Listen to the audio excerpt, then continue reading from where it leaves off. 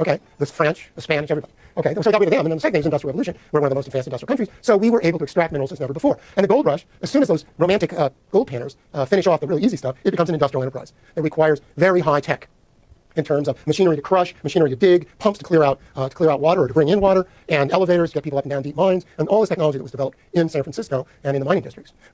So the U.S. takes over as the great coal. Where's oil first really developed in a big way in the world? The U.S. Is the U.S. really the greatest oil deposits? We are actually one of the great coal deposits, so we're lucky that way. We have some of the greatest coal in the world, much better than China's, which is crummy and brown coal, and it burns very dirty and low BTU. Bituminous coal, and even before that, anthracite is super coal. So we had a lot of really good coal. So that was lucky. Okay. How about oil, though? I mean, the U.S. Production's been shrinking for years. We had a couple of good oil finds, and East Texas was pretty darn good. California oil sucked, and yet California, where did oil start in the U.S.? In Pennsylvania, well known to be one of the great natural oil fields of the world, right? No, it was crummy. And then they moved quickly to that other great oil producer, Indiana.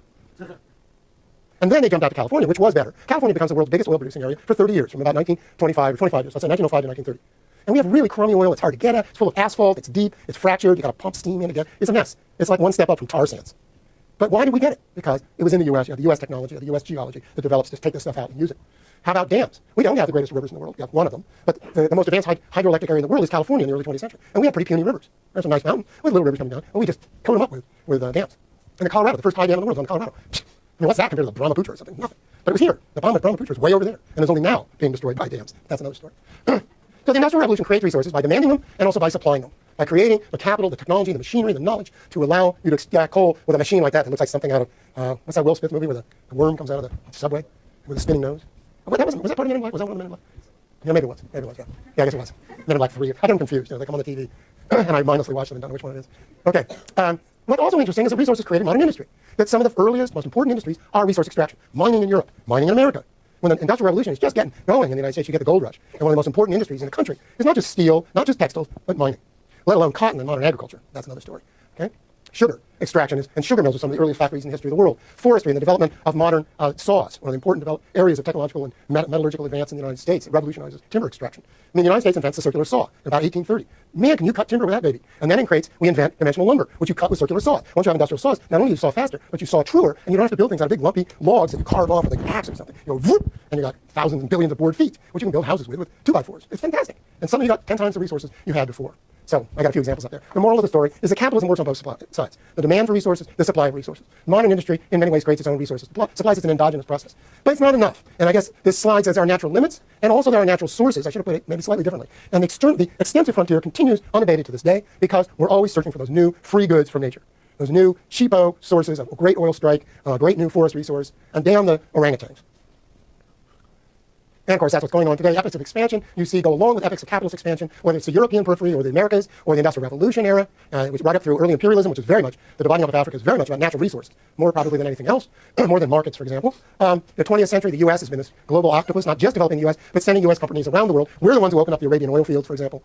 The Brits did the same thing. They helped open up oil fields in Russia, mines in South Africa and Russia. We helped open up mines in Australia and China and Chile and so on. So the U.S. just plays a huge role in this. That's, by the way, that's Fordlandia, where they were growing rubber in the Amazon, one of the first attempts to use the Amazon for modern resource extraction.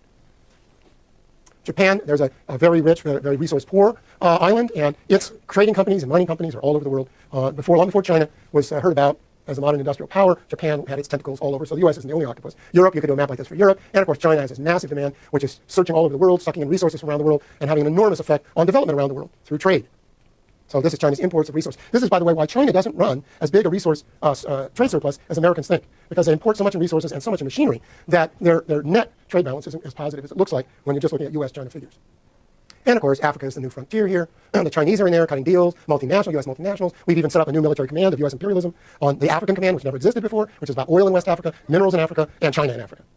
And the Congo, some things never change. The Congo is still a mess, still torn by war, still suffering millions of people dying because of the race for resources. And a lot of those wars are being fought by local militias who are selling to international sources their diamonds, their copper, whatever it is, they're thieving as they kill off the locals.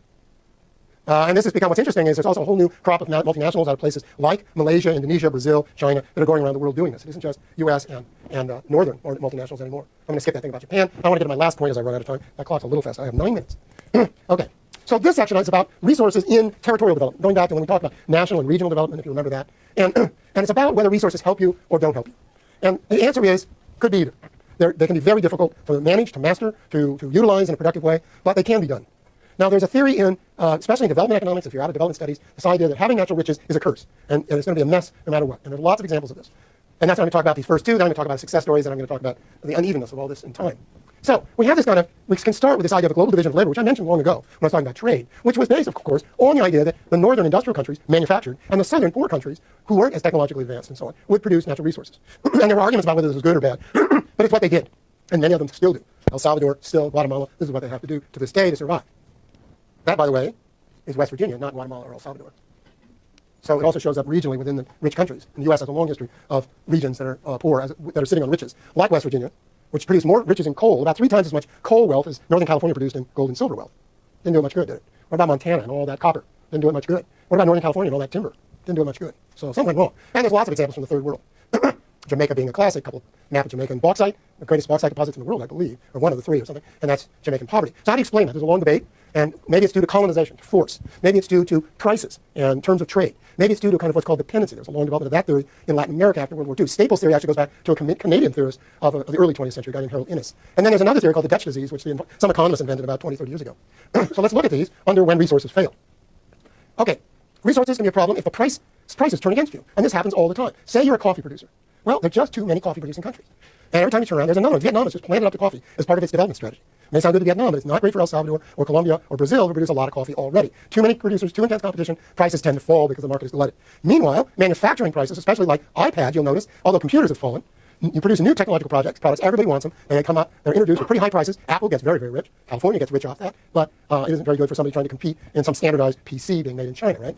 So this is very true in general, that manufacturing holds its prices better because of technological change than primary products. And even oil. So here's terms of trade. Here's the Economist Industrial Commodity Price Index from 1845 to 2006, the argument the economists always make, which is prices tend to go down in raw materials.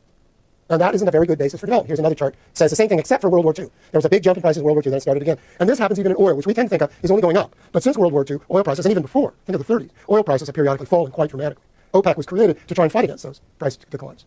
Okay, what else goes wrong? Okay, you extract the stuff, but you don't get the surplus because somebody takes it. Either the outsiders take it, or a corrupt state takes it, as in Nigeria, or a landed elite like the Cotton South takes it, and they ship it out. They ship it to banks somewhere else, or they simply buy fancy houses. So you get an outflow of rents, you don't get savings and investment, which, as we saw when we talked about finance, is critical to development. Savings and investment. Failure to industrialize. Okay, you don't have the investment, you don't industrialize. You're stuck. You may not even do processing. You may just pump oil and ship it off somewhere else to be refined. And that means nothing. You don't get that processing out of the extraction. You don't develop auxiliary suppliers for your processing activities. You have no multipliers. You don't even get the wages for it. Okay? And this happens so often where it's foreign-owned, multinationals come in, they mine the stuff, they take it out, they hire a few locals at low wages, all the expertise, all the surplus, all the skilled work, managers are all foreign, and the money goes bye-bye. And you don't industrialize. And it's not just a question of the surplus and of capital, it's a question of not getting the linkages, the supply linkages, the multipliers for well-paid labor, or the skills that could be applied in something else. And the Dutch disease, like economists love to call it, means that if you really hit resources, often when you have a very, even a prosperous resource economy, it'll tend to inflate prices in general, which is going to hurt your exports. Okay? And then that hurts manufacturing, particularly. And in Australia, they still debate this all the time. I have some article from The Economist, which I ran out of time to reproduce here, but they're still arguing about this. And Western Australia is booming, and Australian government has imposed austerity because their revenues aren't keeping up, because the Australian mining boom, the mining companies put all the surplus into reinvestment or offshore tax havens, and neither of them produces revenues for the government, so social services are being cut, even though the companies are doing great. But there are other examples that are the reverse. And there are places where, and people who get very, very rich. Now, it's very common that in resource-rich areas, a certain elite, the people who own the land, who own the leases, who are plugged into the state, become very, very rich. The oil sheikhs of Saudi Arabia, or the Bushes, for that matter. Texas oil millionaires. California oil millionaires. Think of the Gettys. How about the Hearst mining fortune, the Guggenheim mining fortune? So big families get very, very rich off this stuff. But what about the place? Well, in some cases it works. It worked in Australia, by and large. It's worked in Canada, by and large. It worked in California. Why? Because something different happened. The money stuck. People owned the resources, or were able to pick up the gold. They were able to get land that had oil under it and collect the rents and use them locally.